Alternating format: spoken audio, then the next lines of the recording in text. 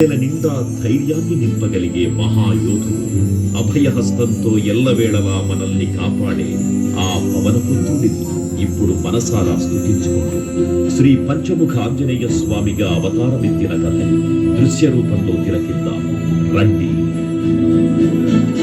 ఆంజనేయం ప్రసన్నాంజనేయం ప్రభాదివ్యకాయం ప్రకీర్తిప్రదాయం భజే వాయుపుత్రం భజే బాలగాత్రం భజేహం పవిత్రం భజే సూర్యమిత్రం భజే రుద్రరూపం భజే బ్రహ్మతేజం. అది రామాయణ మహాయుద్ధం భీకరంగా సాగుతోన్న తరుణం. శ్రీరామచంద్రుని సారథ్యంలో వానర సైన్యంతో విజృంభిస్తూ లక్ష్మణస్వామి తనతో పోరాటం చేస్తున్న రావణుడి కుమారుడు ఇంద్రజిత్ తలని బాణంతో ఒక్క వేటుతో వేరు చేశాడు. ఇంద్రజిత్ మరణవార్త విన్న రావణుడు ఆవేశంతో ఊగిపోయాడు. ప్రతీకారం కోసం పాతాళ లోకాధిపతి తన సోదరుడు అయినటువంటి మహిరావణుడి సహకారం కోరాడు. సాయంత్రమీ నామ సంకీర్తనలు చేసి నీ రూపు వర్ణించి నీ మీద నేదండకం ప్రకటించేయ నీ మూర్తి కావించి నీ సుందరం పెంచి నీ దాసదాసుండనై రామ భక్తుండనై నిన్ను నే గొల్చెదం. నీ కటాక్షంబునం చూచితే వేడుకల్ చేసితే నా మురాలించితే నన్ను రక్షించితే. తంత్ర విద్యలో ఆరితేరిన మహిరావణుడి దాడి గురించి విభీషణుడి ద్వారా ముందుగా తెలుసుకున్న హనుమంతుల వారు తన ప్రభువుల విశ్రాంతి మందిరానికి కాపలా ఉండగా ఆ దుష్టుడు లోపలికి ప్రవేశించడానికి పలు ప్రయత్నాలు చేసి చివరికి మాయోపాయంతో విభీషణుడి రూపం ధరించి మందిరంలోకి ప్రవేశిస్తాడు. నిద్రిస్తున్న రామలక్ష్మణులను అపహరించి పాతాళ లోకానికి తీసుకెళ్ళిపోతాడు.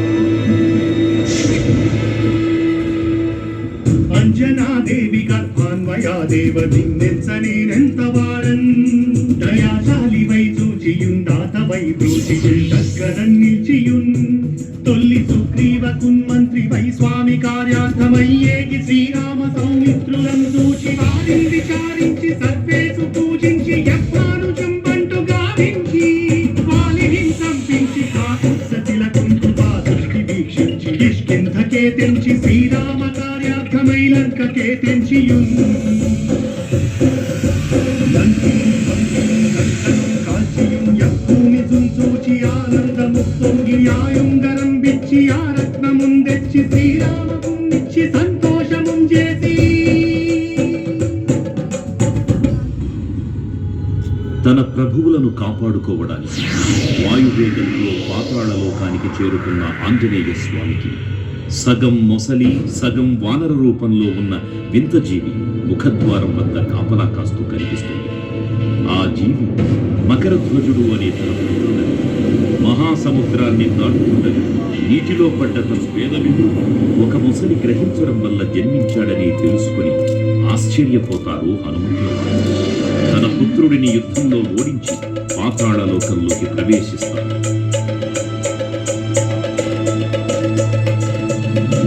సుగ్రీవునన్ అంగదున్ జాపవంతున్నరున్ నీరునన్ గూడి పాతేతు ఉందాటి వానరుల్ మూకలై పెన్మూకలై ఆ దైత్యులన్ త్రుంసగా రావణుండంత కాలాగ్ని రుద్రుండుగా వచ్చి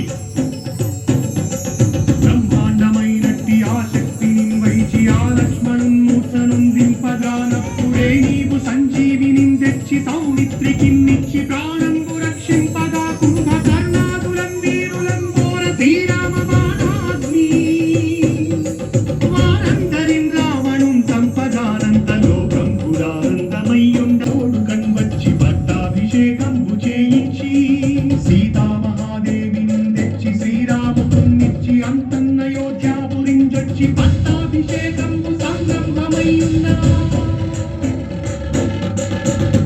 పాతాళ లోకంలో అడుగుపెట్టిన పవనపుత్రుడు మహిరావణ మరియు అహిరావణ సోదరులకు భీకర పోరాటం.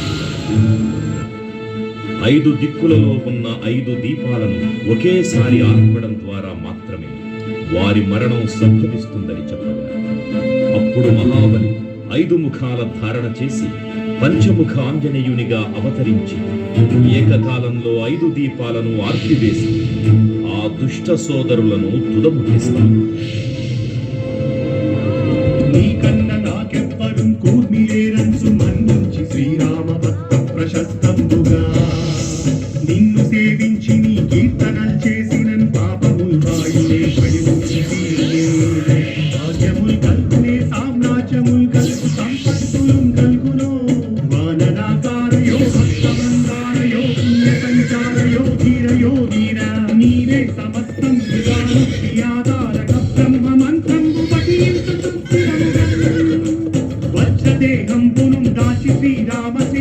జిహ్వయంచున్ మనఃపూతమైన ఎత్తునం తప్పకన్ తలతున జిహ్వయందుంది నీ దీర్ఘదేహము త్రైలోక్య సంచారివై రామనామాంకిత ధ్యానివై బ్రహ్మతేజమునం రౌద్రనీ జ్వాల కల్లోల వీర హనుమంత ఓంకార శబ్దంబులన్ భూత ప్రేతంబులన్ పిశాచంబులన్ శాకిని జాకిని త్యాతులన్ కాలి దెయ్యంబులన్ నీరు వారంబులన్ చుట్టి నేరంబరం పట్టి నీ ముష్టి ఘాతంబులన్ బాహుదండంబులన్ తోమఖండంబులన్ తుంచి కాలాగ్ని రూపుండవై నీవు బ్రహ్మ ప్రభావితంబై నీ యజ్ఞదేదంబును చూచి కారోలి నా ముత్తు నరసింహయంచు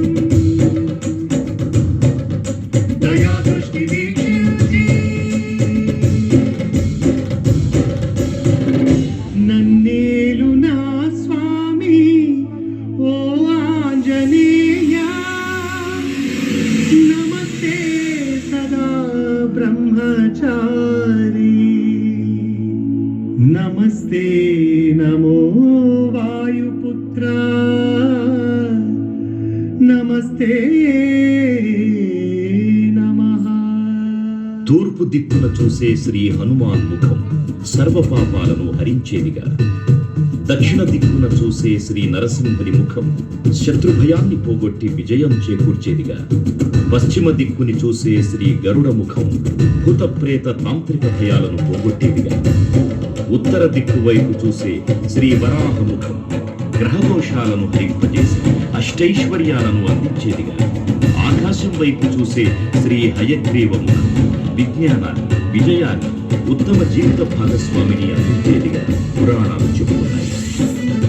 కావున భక్తులారా, అన్ని విధాలుగా మనలను ఆపుకుని శ్రీ ఆంజనేయ స్వామిని మనసారా స్మరించుకుని ధరించండి. శ్రీ శ్రీ శ్రీ మహావీర బజరంగ